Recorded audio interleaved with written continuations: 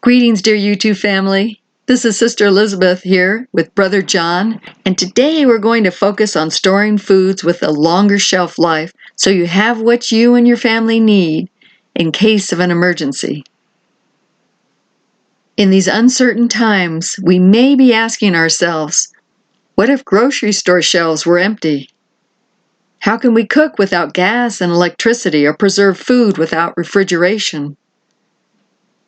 The way we prepare and store food would radically change following an economic collapse, war, or the failure of electrical power grids. We would then revert back in time and start cooking and storing food like the pioneers did. Most of them could only rely on their own food stocks, such as vegetables, chickens, and cows. There is a correlation between the great pioneers of old and people affected by a severe, sudden crisis today. And this is why we want to prepare as they did without all our modern conveniences and comforts. In order to cope for any length of time in a survival situation, you will need to know what foods to buy and store and how to prepare meals over an open fire with limited options available. We've got 2 words for you: dry goods. You will need to store flour, salt, sugar, and yeast to make your own bread. Keep these ingredients dry and away from pests in a sealed container. Other staples to store include rice, beans, root vegetables such as potatoes, beets, and carrots. You can grow your own fruits and vegetables and even make your own dried fruit, veggies, and meat jerky by slicing it thin and drying it out. The possibilities are endless. Raising chickens will provide you with eggs and poultry. We will be doing a video on building a hen house and protected yard from predators later on when we need to house our 10 egg-laying young hens. A fan favorite here in the desert is our homemade trail mix. It is so versatile and full of wonderful flavors and textures. We love it. We buy the items in bulk, make up a big batch using a mix of dried fruit, nuts, and seeds, and store the rest for future use. We take our trail mix on road trips as a snack, add it to oatmeal for breakfast, use it as a topping for dessert. Usually we don't have dessert, and it lasts for months.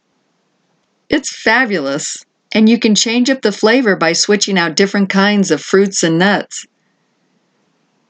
Here's how we make our desert trail mix. We combine in a very large, wide-mouthed mason jar 2 cups of assorted dried fruits we purchased online in bulk, consisting of apples, apricots, blueberries, cranberries, peaches, and golden raisins. Add 1 cup of almonds, pecans, walnuts, which are wonderfully high in omega-3 and antioxidants, unsweetened banana chips, roasted pumpkin and sunflower seeds. Yummy! You can mix and match with whatever fruits, nuts, and seeds you like, or go Hawaiian with toasted coconut, dried pineapple, yogurt chips, and macadamia nuts.